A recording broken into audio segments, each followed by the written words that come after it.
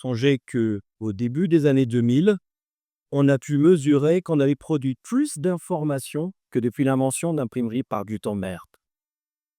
Songez que dans les 2 dernières années qui viennent de s'écouler, nous avons tout simplement produit 90% de l'information disponible.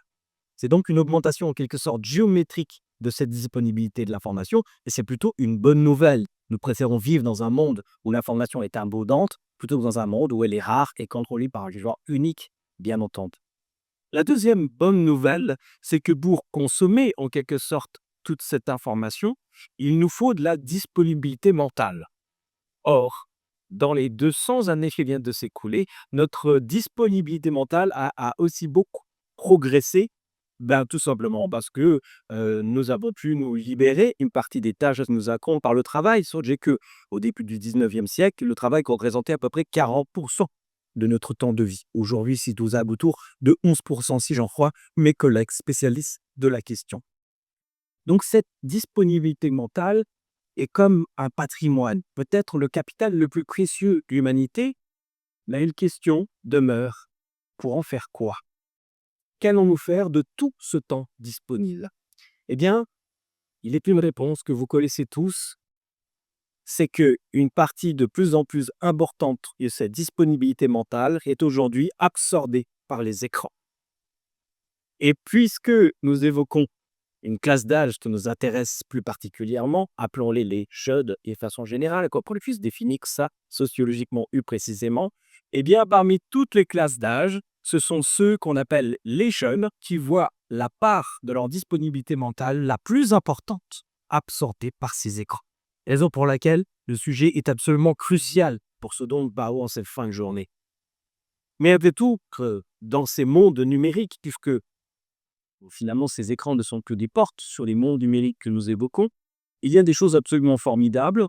Il y a des cours de physique quantique, par exemple. Je suppose que ce que nous allons dire, puisque c'est filmé, sera peut-être sans doute disponible dans ces mondes numériques, j'espère.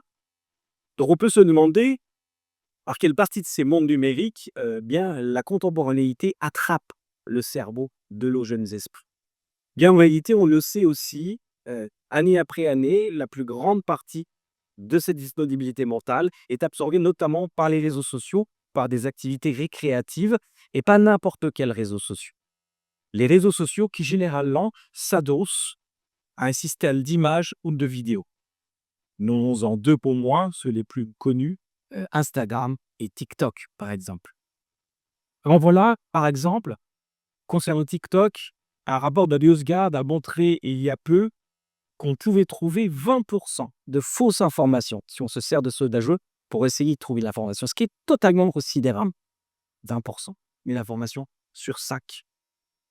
Alors, le problème, c'est que notre cerveau est profondément câblé pour, en fait, tirer des lois générales d'échanges particuliers.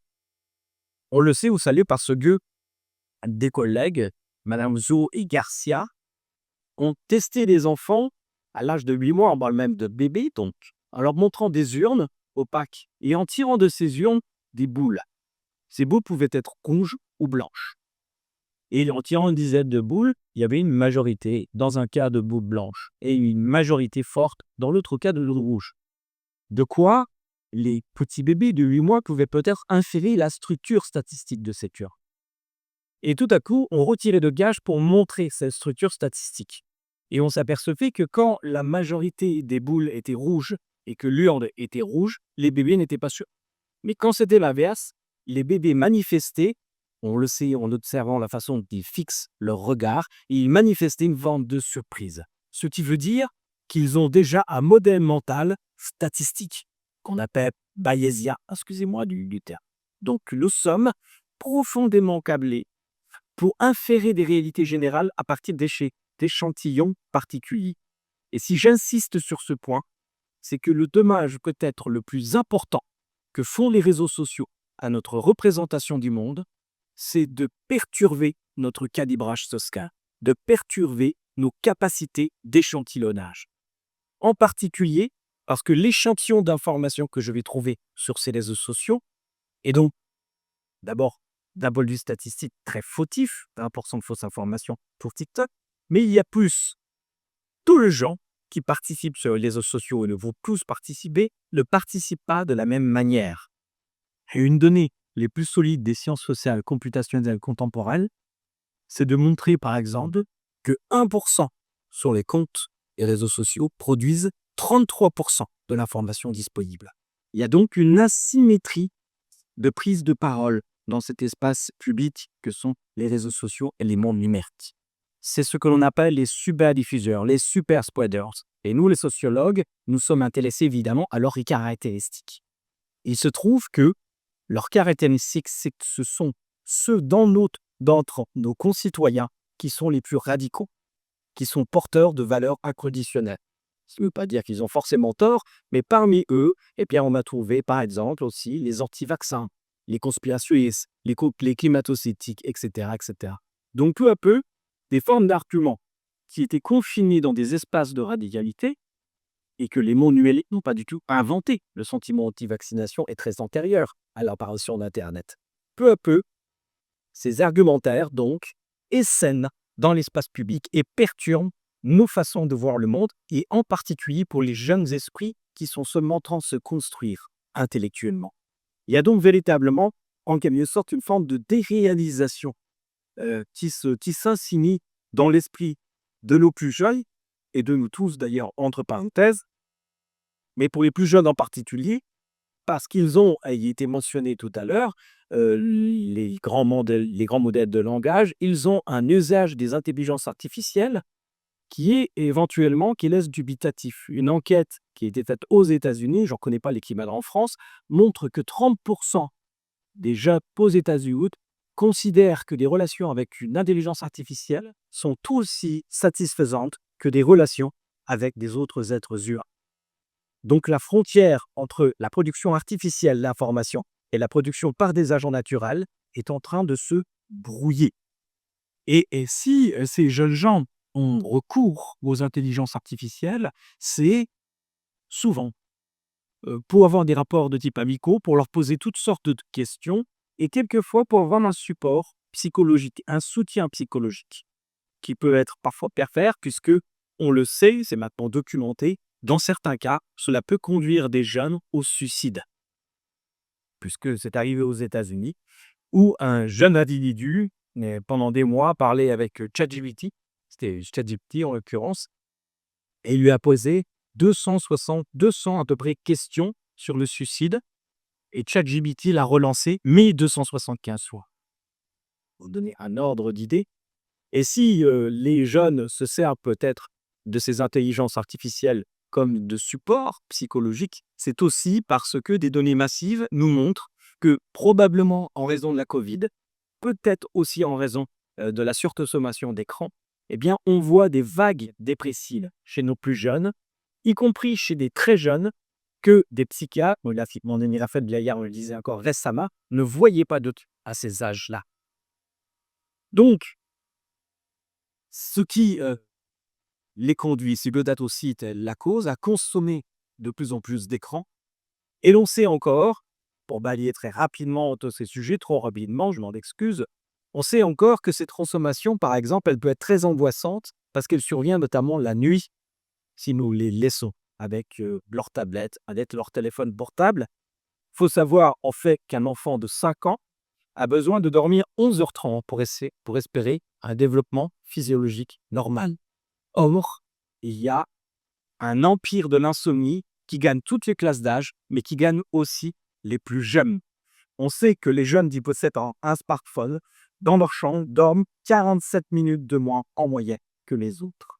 Et s'ils tiennent tant parfois à être des veilleurs numériques, comme certains les appellent, c'est parce qu'il se passe des choses dans la nuit, notamment sur les réseaux sociaux. Il faut comprendre qu'une partie de leur sociabilité aujourd'hui, et je pense qu'on va en reparler dans le débat à propos de la CDI adolescente, se situe dans ces mondes numériques. Et que de ne pas y être, de laisser toute une nuit sans y être à répondre aux notifications, c'est peut-être éventuellement être l'objet de harcèlement, de moquerie. C'est ce qu'on appelle le FOMO, que vous avez sans doute entendu parler, cette expression, Fear of Missing Out, la peur de perdre quelque chose. Et dans ces événements, par exemple de harcèlement qui nous occupent, il y a aussi des nouvelles formes de contraintes morales auxquelles nous n'avions pas forcément pensé qui est que généralement, quand on harcèle, on ne fait pas forcément soi-même grand-chose. Individuellement, notre responsabilité morale n'est pas forcément très engagée parce qu'on a mis seulement un smiley pour se moquer de quelqu'un. Il y a donc une division de la responsabilité morale qui ne voit pas que celui qui subit un énième smiley le vit comme une forme de torture mentale. Il y a donc aussi de ce quoi, pas seulement sur la question de l'esprit critique, et Dieu sait si je suis un défenseur de ces avancées en matière de pédagogie, et merci au Kébi pour tout le travail qui est fait.